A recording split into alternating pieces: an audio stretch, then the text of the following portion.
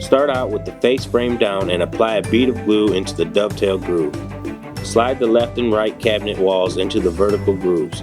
Don't forget to wipe any excess glue.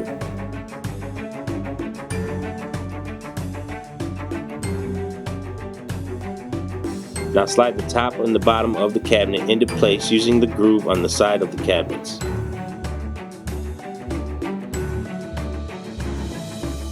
Flip the cabinet upright and slide the back wall into place using the grooves on the cabinet walls. Turn the cabinet onto its front and use pre-existing holes to secure the back of the cabinet to the top and bottom lips.